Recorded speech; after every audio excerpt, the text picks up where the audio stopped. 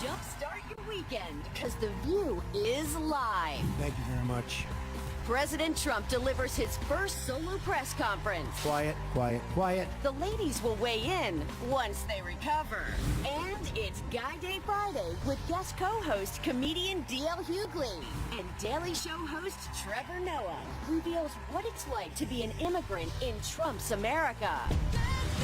Let's get this party started with Whoopi, Joy Behar, Sarah Haynes, and Paula Ferris. Now, let's get things started.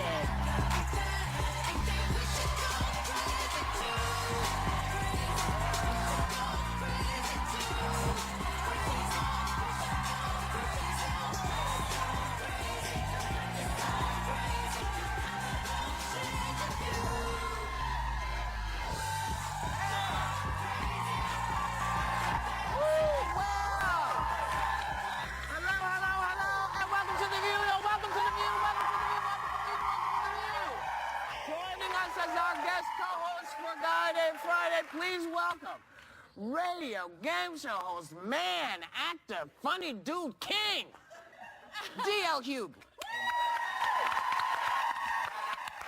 So, just to get it started, this is what happened yesterday.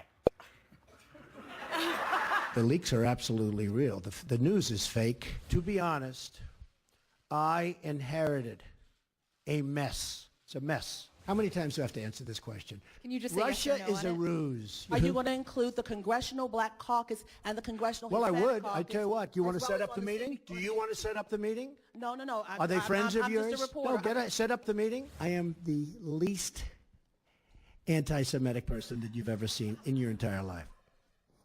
Number two, racism. The least racist person.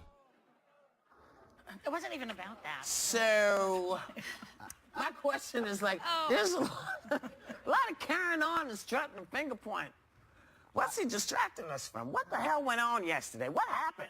Last time I saw a dude ran in a rave like that, the police came and got him. Like, you're going to have to ride with us. But I think that any man that wears a comb over, I have a theory about it, looks in the mirror and lies to himself every day. Right? So if you can lie to your face, you can lie to Americans. It's really not that hard. You know, I just think when he says the whole anti-Semitic thing, that those racist attacks are up, what, 2,000, there have been 2,000, which is, I mean, if you're going to be racist, at least learn how to draw a swastika. Like, that's, like, I don't know if it's a swastika or it's Zorro just left. What, you know, is you calling me a name or invite me to play tic-tac-toe? I don't know what's happening. Well, you know, he lies. We know he lies. Everybody knows it now. You know, he's also given to hyperbole, as they say. He exaggerates everything. So one of my favorite things he said was, we'd have a nuclear holocaust like no other. Right. The ratings would go through the roof. That's how great this nuclear holocaust would be. So, I mean, in a way, it's not funny. He's talking about a nuclear holocaust. He says things like, if I blew that boat out of the water, that Russian boat, a lot of people would think that was great. These types of, like, really volatile statements that he makes, I think are really dangerous. On the other hand, as a comedian, I felt sorry for him. He was like he was bombing for 77 minutes. Well, I didn't get to watch it live, but as anything, I like to check Twitter first and then go back. Yeah. So Solid strategy. I knew I was in for entertainment. Yeah, so the what'd first you tweet I find? read was, I can feel myself entering the 6th stage of grief, hysterical laughter, hashtag Trump presser. And then another guy wrote, I think America should go stand in the corner and think very hard about what it's done, hashtag timeout, hashtag naughty step, hashtag Trump's presser. The naughty step. But, you know, we talked about this. It's kind of the strategy. I mean, we don't even know where to begin. We talked about flooding the zone, just, you know, inundating us with different storylines and different narratives. And we don't, as media, we don't even necessarily know where to begin. But I mean, there's so many areas. There's so many different storylines. The question I posed really was, what is going on? Because when he's doing all of this, stuff's passing. Congress just voted to roll back a rule that stops people with serious mental health problems from buying guns. We learned that at least 186 out of the 678 immigrants rounded up by the ICE last week have no criminal records. The House just overturned a rule that made states give family planning grants to Planned Parenthood and other abortion providers. Staffers at the EPA are openly calling congressmen begging them not to vote for EPA opponent Scott Pruitt to be their boss. And Betsy DeVos's brother, who runs Blackwater and supported Trump, is reportedly offering to set up military training camps for the Chinese government. What the hell is going on? Well, then that's going to happen. Well, listen, that's what we've been saying for a while. He's been doing all kinds of stuff, but the real stuff that people voted him in for is not the stuff he's doing. The stuff that people want from him, he does not seem to be able to give. And maybe it's because President Bannon hasn't given him the words to use yet. What's ironic is Steve Bannon was accused of domestic violence, and so was Andrew Putzer.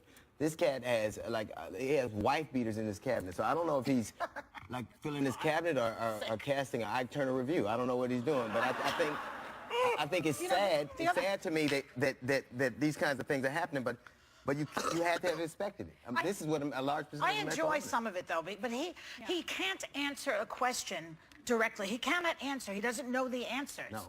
If he doesn't know the answer, he deflects. Yeah. So I suggest that the reporters should ask him the questions like, President Trump, where'd you buy that suit, at the Men's Warehouse? Or how's the bed in the Lincoln bedroom? Is it comfortable? Questions that he can actually answer. That's a nice question. He was asking for that. He won't even take the question, though. You saw when he got the reporter, and he said, this guy's going to ask me a nice question, right? And then he's like, sit down. Oh, the Jewish guy. Yeah. Oh, yeah. He only wants he got one question about Melania, and then he was like, see, that's a nice question. Yeah, but you have to, at the same time, though, I agree. He's looking, there were moments of angst, anger, humorous moments, but I think the general consensus afterwards was he opened himself to the press for 77 minutes. But he opened himself up and tried to answer some of those questions. And, to your point, Whoopi, I do think whether or not you voted him in or not, he is trying to fulfill some of those promises. Defunding Planned Parenthood, one of the first executive actions or orders was to limit abortion rights, building the wall. So he is fulfilling some of those campaign promises. The wall is too expensive. It's not going to happen. The law said to him, listen, you have to work within the laws. There are certain things that we have that you can't mess with. But for me, listen, whether you voted him in or not, there are a lot of questions that need to be answered. Certainly. And this is a gentleman who talks a lot about fake news, but puts fake news out there, says he won, by 300 and some odd, and the reporter got up and said, no, dude, you didn't. To be fair, the guy, he got that stat from a guy who went to Trump University. So I look at Donald Trump and I'm glad, and I swear to God, I'm glad the first black president wasn't that dumb. I swear to God, that dude. It's hard to call out the news. If Barack Obama had done and cavorted with Russians, was just ill-informed and bantered around like that, this country would be on fire. But he says the opposite. If this was Hillary, she'd get a pass. But me, you hate me. He needs to let go of Hillary. The thing about she's not in this anymore. Hillary's our grandchild. She's not thinking about your ass at all. But he's at the same time that he's a victim. Why do everybody hate me? Poor me. He's a bully. Sit down and be quiet. At the same time, he's got this dual thing going on at all times, which is not a healthy thing. It's just he's like that Joffrey from Game of Thrones. Or Ramsay. I can't understand what America was thinking, because at a certain point I get ideological differences. I do not get what they saw in that guy and went. He could take us places we've never gone. But there are people. Look at where we are. Yeah. Well, that's true. In some good news, today's Black History Month FYI celebrates two artists who helped define dance in America. Katherine Dunham revolutionized American dancing by incorporating Caribbean folk dance into her choreography. She was one of the 20th century's most successful dancers in America and Europe, and ran the only self-supported black dance troupe of its time, the Katherine Dunham Dance Company. And 6 years after becoming the only black dancer at the New York City Ballet, Arthur Mitchell became the first black principal dancer of any major ballet troupe in 1962. He went on to co-found the Dance Theater of Harlem to inspire children in his old neighborhood to learn about the arts. It rose to become one of the premier ballet companies in the U.S. That's so a big bravo to both of them. And you know what? That funding, all that wonderful government funding that we used to get for these kinds of programs have all been cut. Thanks, Mr. T. You know what? Somebody wrote, I'd have to clear this up with, but In fact, the producers should check this. They said that the entire NEA budget is like 1 day of Melania at Trump Tower. Somebody find this out for me, the price that we're paying for losing the NEA, because the National Endowment for the Arts, because we are paying for this woman to live in New York with that child, not to mention all the trips that the sons take all the time. We are paying. Spreading out the Secret Service. And we are paying for all of that with our tax money. Just saying. Find out. We'll be back. Yeah. Up next, should you be able to ask for your money back after a bad date? The ladies chime in. Coming up, Daily Show host Trevor Noah tells us all about his new Netflix comedy special and why he's afraid of the dark. Welcome back. What happened? ABC legal Pusner, Andrew Pusner, he was, his wife recanted her claims of abuse. And in Bannon, he was charged with domestic violence in 1996, battery and attempting to dissuade a victim from reporting a crime. He pled not guilty, but the case was dropped when his wife didn't show up in court. So that means he's innocent. So the women backed off. Yeah, But I have my to, cousin Pookie in jail for that right now. So I have to You just say you have a cousin named Pookie? Oh, absolutely. Oh, my God. Everybody does. Okay, let me just give the numbers, because we checked on the numbers, because about the NEA, the budget in 2015 was $146.2 million. Right. The wall, by the way, that he wants to build is going to cost $25 billion, and they say it's not going to really be effective. Okay. Hundreds of millions is projected to cover the Trump family travels in the next 4 years. Plus, it costs some estimates has security at Trump Tower being upwards of $1 million a day. So, in other words, a lot of stuff that they're spending money on the family and this fakakta wall that's not going to work. What? For what? What he said? And Winston Churchill famously said during World War II, if not for the arts, what are we fighting for? Well, And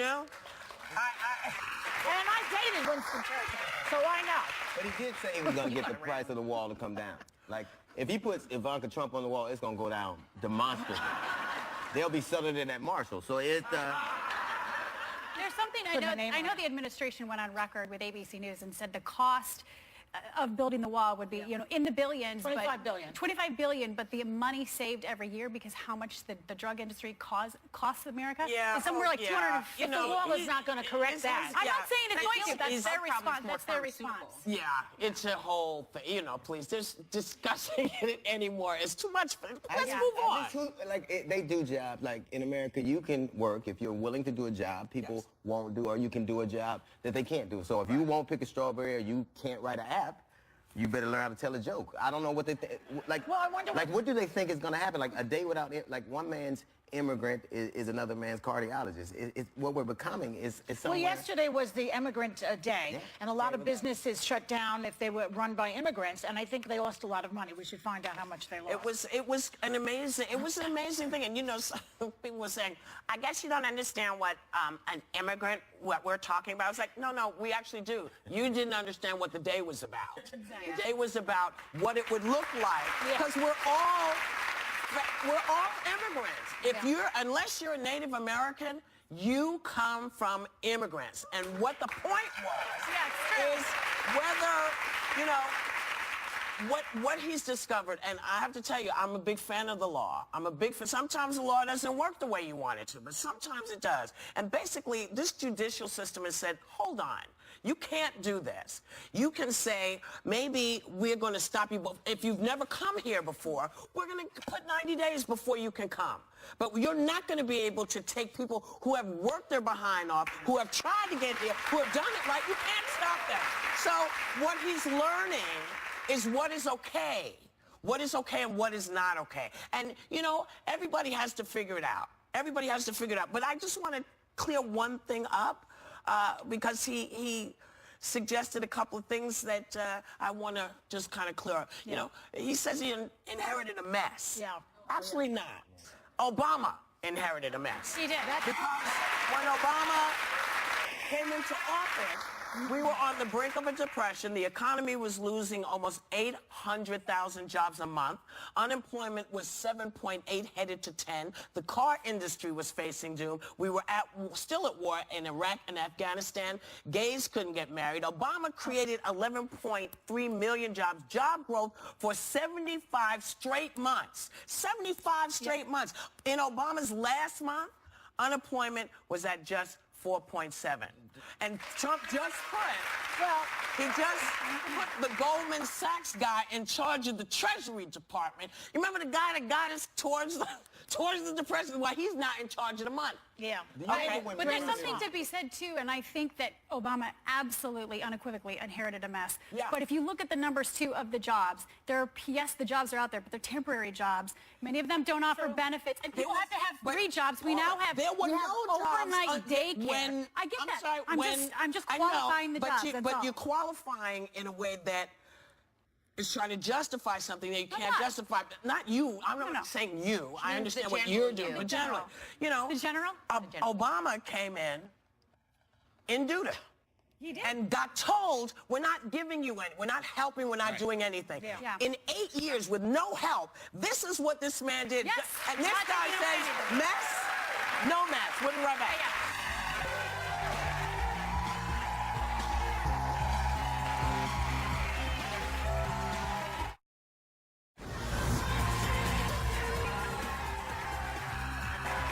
Welcome back.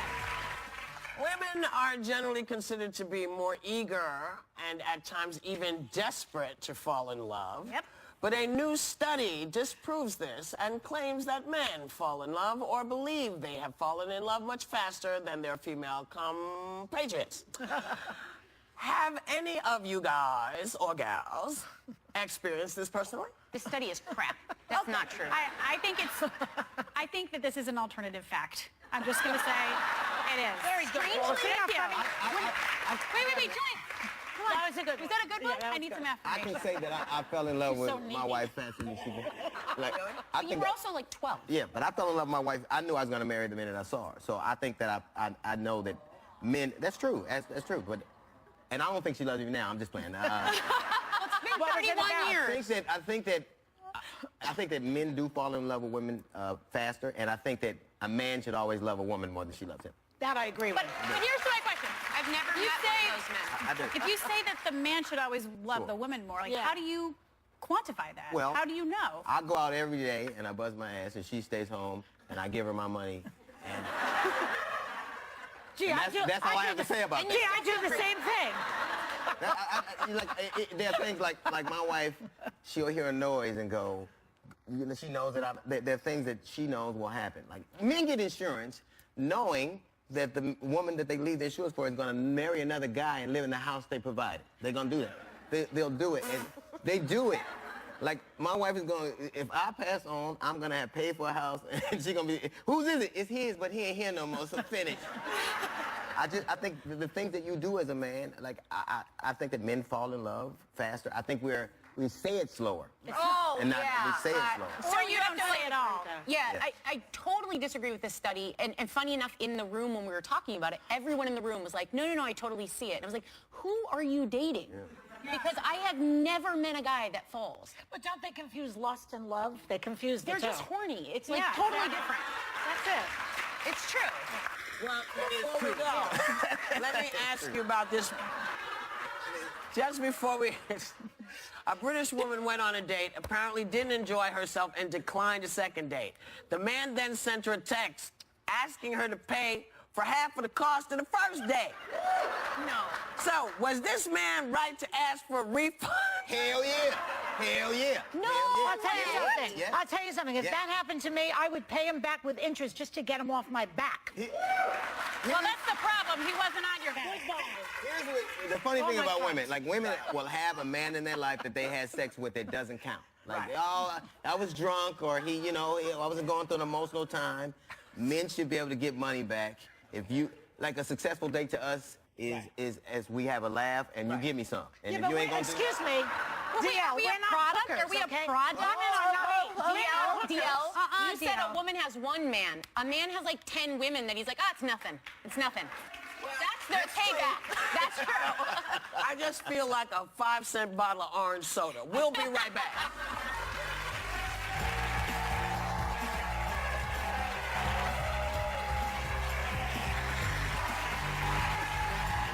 Hey everybody, I'm Trevor Noah, here to chat about my new comedy special on Netflix, Afraid of the Dark. Oh, and I'm going to talk about my mom. Love you, Mom.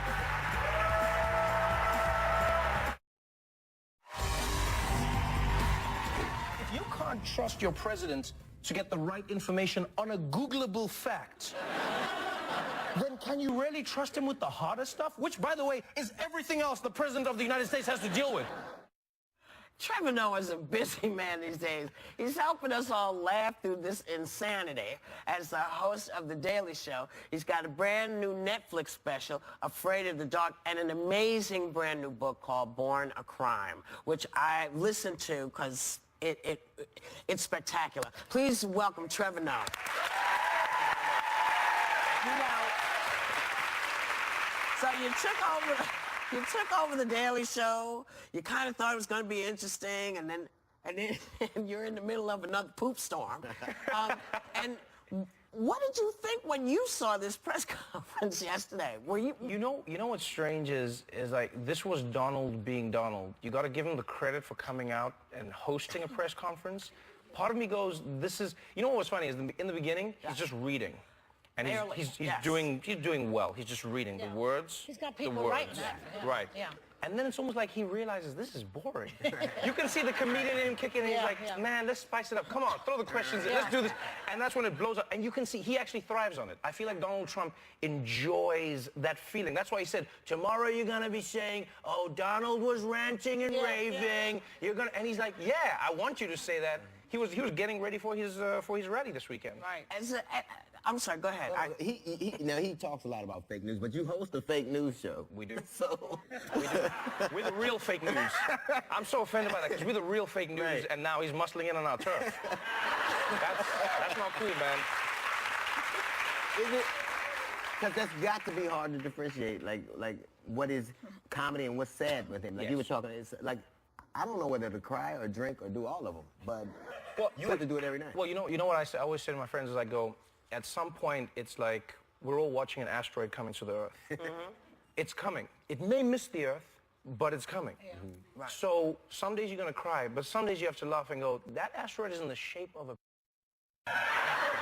There's moments where you have to be like, we may die, but it's a little funny. You have to admit. You have to admit. Being the operative word. Go ahead, Joyce. So, you know, he has said that his administration is clearly in turmoil. It is in turmoil. He hasn't said that. He says it's running like a finely tuned machine. Yes. Like a suicide machine. Like a doomsday machine. Yeah. And so just this week we've seen Flynn out. Pudzer, the guy who you were talking about before. Who allegedly beat his wife. Allegedly beat his wife. So who's next, do you think? Spicer, Melania? Who's next? Did you say Melania? Who's next? We don't know. I mean, the Trump administration seems to be working on different levels. So you've got Trump, and then you've got Bannon, and then you've got Bannon who's working with Miller, and then you've got Kushner who's doing his own thing, and then you've got. It's almost like you've got multiple administrations running separately from each other. So who's next? Nobody knows. I don't think Spicer's going to do well because you can see that Spicer knows what facts are. Yes. And he's struggling with what his mind has to do and what his mouth has to do. Yeah. So when they ask him a question, you can see it's like he's translating truth into what he has to say. Yes. So they go, what do you think? And he's like, well, the president believes that. The president believes that. He believes that. But in a way, isn't Spicer the most guilty because he knows better? Yes. They're all guilty. They all know better. All those Republicans know. All the Democrats, they all know. But it's their job, though. They gotta lie. Like he looks at them and you get fired if you don't lie. But nobody's holding a gun to his head. And the question, I guess, I want to ask you, because you grew up under apartheid. Yes. Okay? So you know what racism looks like. You've seen all the variations that it comes in. Yes. And so when you look at this, do you think people are not being clear about what they're seeing and hearing when he makes certain statements that he's made? Well, here's the thing you have to acknowledge in America. In South Africa, we were lucky in that we were suffering through racism, but in the most blatant form. It was uncut, it was pure. Everyone said, I'm a racist, this is what I feel. America went through a change, you know, through the Nixon years where they said, guys, we can't say the N-word. Let's say low income. We can't say black people.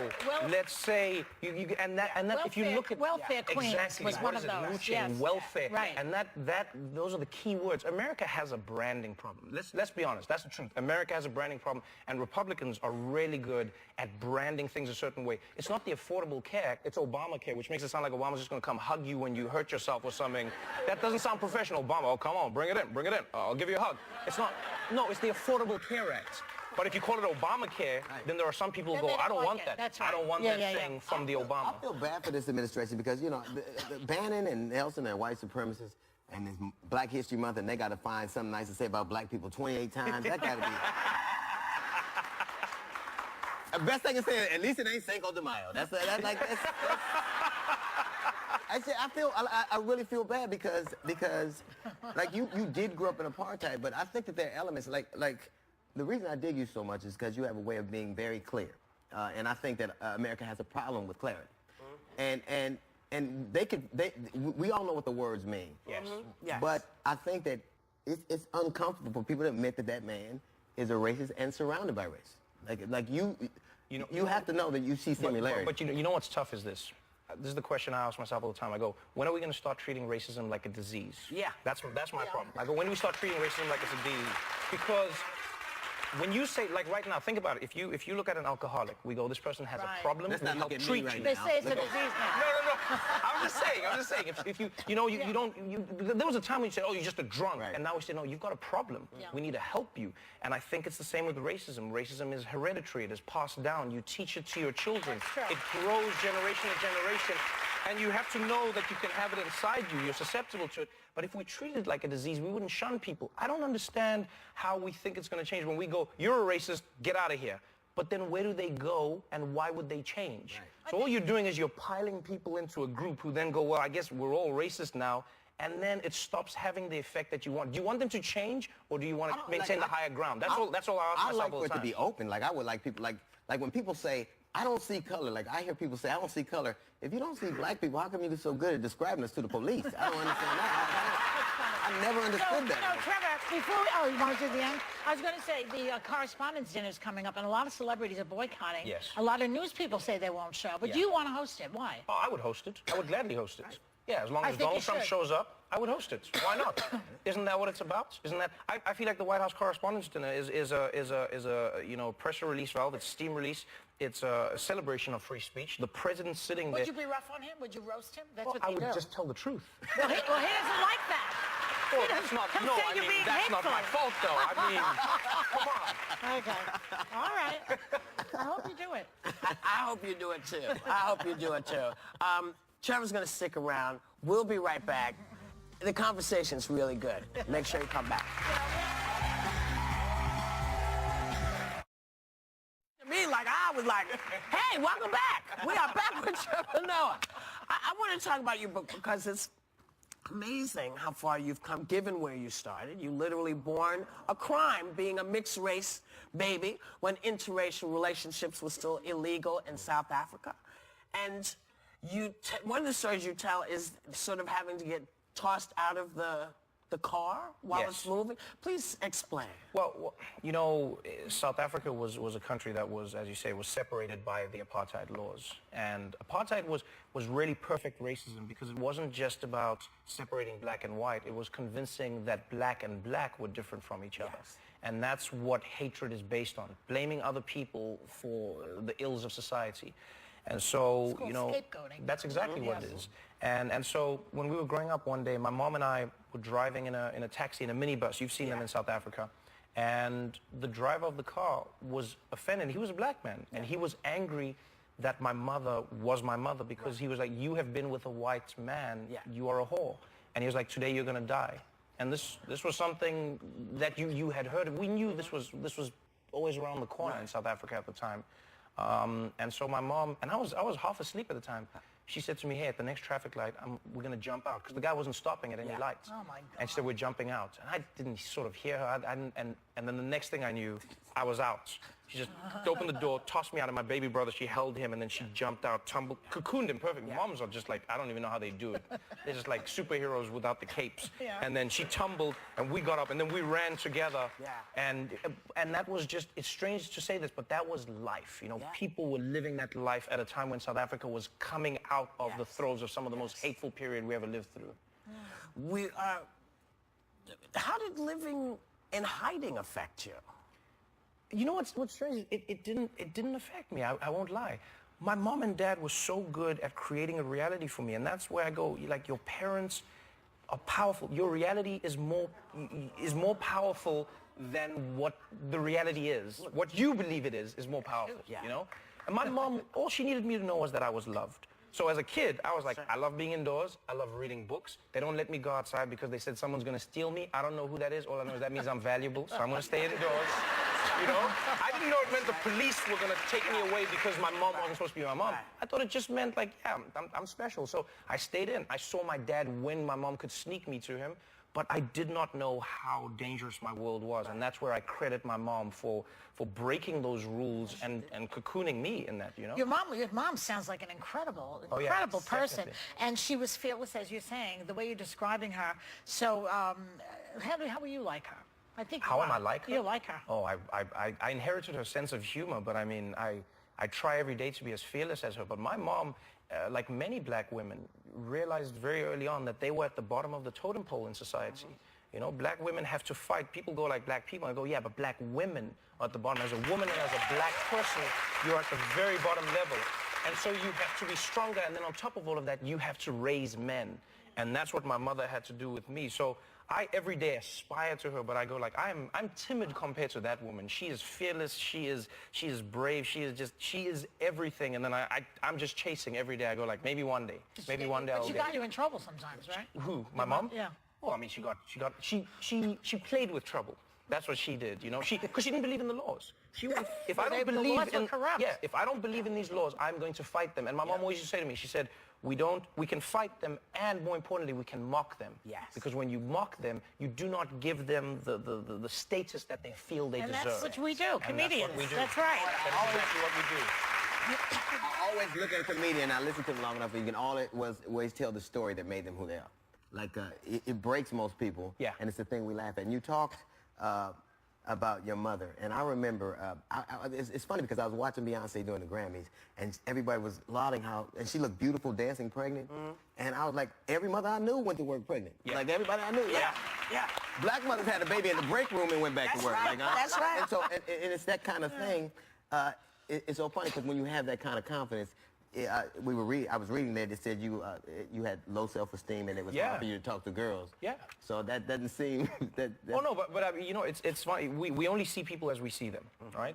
So that's what people even say. You know, when black celebrities talk on TV, or when women who are successful talk on TV, they go, "Oh, you say women are oppressed, but you're hosting a show. You say black people are oppressed, but you got some jewelry." Anecdotal exactly. evidence. That's what it's like. You don't know where I came from. Yeah. So for me, I go, my thing didn't even come from apartheid. I was just struggling with acne. My face was covered with this stuff. I couldn't talk Look to at you anyone. now. Isn't it I was cute? awkward. I was depressed. Everybody's talking about you now. But I like, and that's something that, you know what's funny is you see it tied in. You look at ISIS, you look at the alt-right, you look at all of these stories. What ties in? Low self-esteem and impotence, people feeling like they're not enough, so they try to oppress others. Let me plug your stand-up gig before we go, because we're running out of time then. It's called? It's called Afraid of the Dark. Afraid of the Dark, okay. And since we know that you're very literal with your title choices, what does this mean? Are you literally afraid of the dark? I'm literally afraid of the dark. I don't know why. But you're not uncomfortable here. No. Thank you. Listen, you come anytime. You come talk I would love to come anytime. back. Thank you so much for having me. And this book, I'm telling y'all, everybody is going home with the audible version of this book, Born to Climb, read by Trevor himself. Catch his hilarious Netflix special, Afraid of the Dark, on February 21st. We will be right back.